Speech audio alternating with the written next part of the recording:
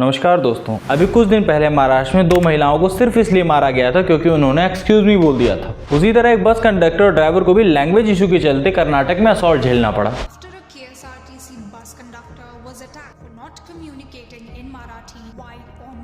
और इसी तरह के न जाने कितने केसेस रोज हमारे सामने आ रहे हैं, जिसमें कभी गवर्नमेंट ऑफिशियल्स को इसके लिए परेशान किया जा रहा है तो कहीं रोड पर इसके लिए मारपीट हो जा रही है।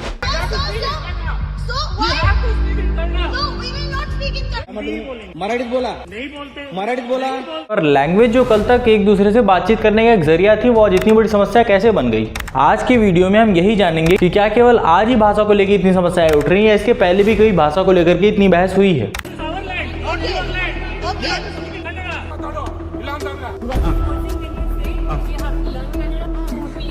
कि अगर तुम्हें शहर में रह के कन्नड़ा नहीं आती तो मैं तुम्हें सस्पेक्ट कर सकता हूँ।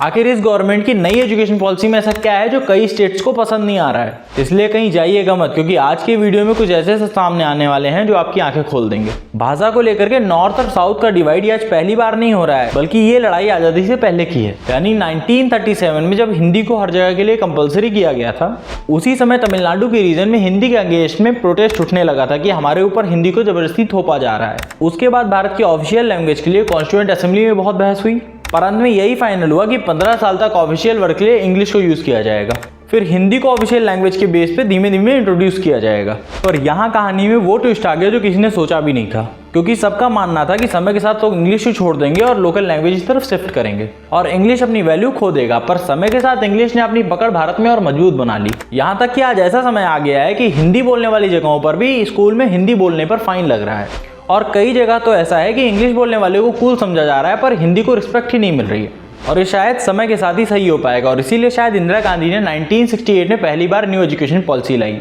जिसमें 3 लैंग्वेज पॉलिसी की बात की गई। उसमें हिंदी और इंग्लिश कंपलसरी थे, जिसमें हिंदी बोलने वाली जगहों पे हिंदी और इंग्लिश तो कंपलसरी था, पर उनके करिकुलम में इंडिया की कोई भी और नेटिव लैंग्वेज दूसरी ऐड करनी थी। वहीं नॉन हिंदी प्लेसेस में उनकी लोकल लैंग्वेज और साथ में हिंदी और इंग्लिश को कंपलसरी कर दिया गया था। पर उस वक्त भी साउथ के कई स्टेट्स ने भारी प्रोटेस्ट दिखाया और उस वक्त ये पॉलिसी लागू नहीं हो पाई। और उसके बाद कई बार इस पॉलिसी को रिवाइज किया गया, पर उसके बाद भी ये टसल चलता रहा कि हिंदी को जबरदस्ती और जगहों पे थोपा जा रहा है। जैसे भी जल्दी में आपने तमिलनाडु के सीएम से सुना होगा कि हिंदी को जबरदस्ती तमिलनाडु में थोपा जा रहा है।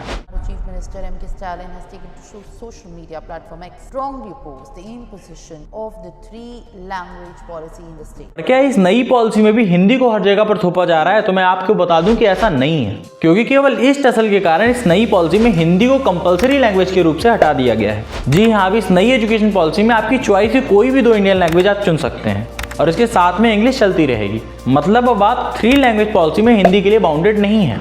पर बिना कुछ सोचे पूरे देश में कई जगह पर इस पॉलिसी को कंटिन्यूअस बैकलैश मिल रहा है और इसमें पॉलिटिक्स इन्वॉल्व हो गई। इसके कारण आपको आए दिन मराठी, बंगाली, कन्नड़ सिखाने वाले लोग मिल जाएंगे, जिनका कहना है कि अगर यहाँ रहना है तो लोकल लैंग्वेज सीखनी पड़ेगी।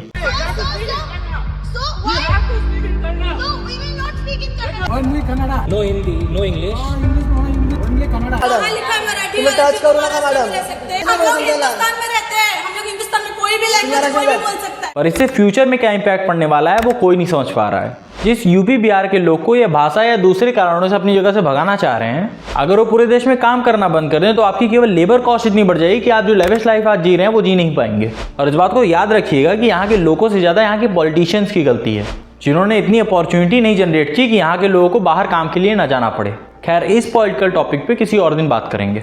अभी समझ लेते हैं कि इस गवर्नमेंट की 3 लैंग्वेज पॉलिसी क्या सही में किसी काम की है या फिर एक पॉलिटिकल मूव है। तो सबसे पहले हम इस पॉलिसी के चैलेंजेस को देख लेते हैं। जैसे हरियाणा ने इसे इंप्लीमेंट करने में दिक्कत देखी कि जैसे हिंदी को छोड़कर के बाकी लैंग्वेज के लिए टीचर ढूंढना बहुत मुश्किल हो रहा है। यानी अगर अलग अलग बच्चे अलग अलग लैंग्वेज सीखना चाहते हैं तो उसके लिए स्कूल को टीचर अफोर्ड करने पड़ेंगे, जो कि बहुत कॉस्टली पड़ जाएगा। और अगर स्कूल केवल एक लैंग्वेज को पिक कर ले तो बच्चों को मजबूरी में केवल वही लैंग्वेज सीखनी पड़ेगी और उनके पास ऑप्शन नहीं रहेंगे। और दूसरा बड़ा कारण है कि आज के इस टेक्नोलॉजिकल एरा में AI और गूगल ट्रांसलेट जैसे पता नहीं कितने ऑप्शन हैं, जिसको यूज करने के बाद लोगों को लैंग्वेज बैरियर की प्रॉब्लम ही नहीं फेस करनी पड़ेगी, क्योंकि हर लैंग्वेज चाहे इंग्लिश हो या मराठी, सबका काम विचारों का आदान प्रदान करना ही तो है।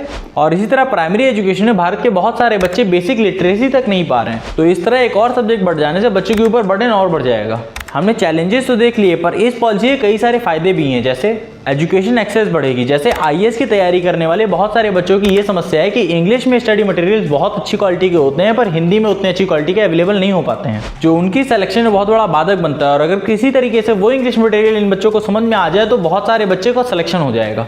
उसी तरह भारत में यूनिटी बढ़ी, क्योंकि हर जगह के स्टूडेंट्स एक दूसरे को सुन और समझ पाएंगे, जिससे सोशल हार्मोनी बढ़ेगी और लोगों को एक दूसरे के लैंग्वेज के लिए रिस्पेक्ट भी बढ़ेगी, जिससे ये लैंग्वेज और जैसे आज से कम होने लगेंगे। और इसी तरह कई सारे डिफरेंट कल्चर और लैंग्वेज को हम जान और समझ पाएंगे, और इससे एम्प्लॉयमेंट अपॉर्चुनिटी और मोबिलिटी भी बढ़ेगी, क्योंकि बहुत सारे लोग अपना स्टेट सिर्फ इसलिए नहीं छोड़ते क्योंकि अगली जगह की उनको भाषा नहीं आती। और सबसे बड़ा प्रॉफिट रीजनल लैंग्वेजेस को होगा, क्योंकि केवल अब उसे एक रीजन में नहीं बोला जाएगा, बल्कि पूरे के पूरे इंडिया में बोला, समझा और सुना जाएगा, जिससे उस लैंग्वेज की वैल्यू और रिस्पेक्ट दोनों बढ़ेगी।